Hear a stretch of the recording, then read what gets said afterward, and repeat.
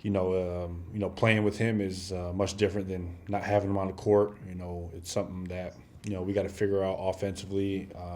Defensively, I think we'll be fine. AD is such a great communicator and cleans up a lot of things on that end. But offensively, we got to figure some more things out. We only scored 93 points with him in the lineup, and that can never happen. So.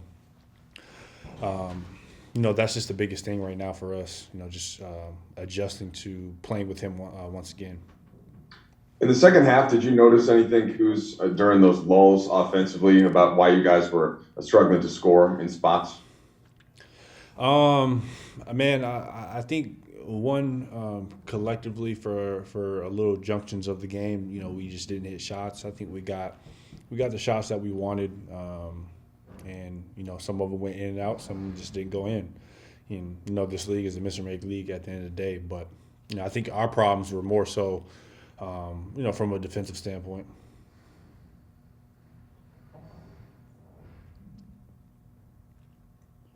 Oh, sorry, Kyle. We'll go. Kyle, go next, please. Hey, Kuz. Obviously, even though AD was a little rusty in shooting the ball. He was taking shots at the end of the game, and he's been talking to us about how a lot of you guys have encouraged him to shoot in his minutes, which are obviously limited still. Is it, on one hand, more important to get him sort of those clutch reps and at least get a rhythm for shooting the ball than maybe the result of one night's game? I think we just got to get him up to speed in a whole. I think he's been out for 2 months. So I think that, obviously there's going to be some rust and, there's going to be some, with us all patience. And, at the end of the day, it's Anthony Davis, he'll find his rhythm, sooner than later. And, I think that tonight he looked a little bit more like himself. But still there's rust, anytime you don't play. And this is the first time he's getting action, 5-on-5 or just, really contact in those type amount of months. So, we'll be all right, though. Okay, Dan Wyke, please. Who's does seeding matter to this team? Is that something that is on your radar? Obviously, these two losses, Dallas is now a game and a half back. Is that something you guys are concerned about at all? No, I think seeding is matters for a lot of other teams in the league. I don't think it matters too much for us. Obviously we're, declining, and, we got to just figure it out. Obviously we're getting parts back with, I don't know how many games we got, 11, 12 games left, but, we just got to keep pushing, keep figuring it out, get AD's legs under them and, get wins, so. Kyle, sorry to follow up on that really quickly.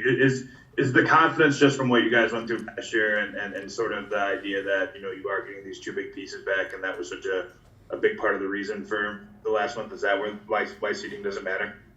I mean, of course. I mean, we haven't had our two best players in, two players that, this team is built around. So, when you add those guys to the mix and, we can all, go back to our,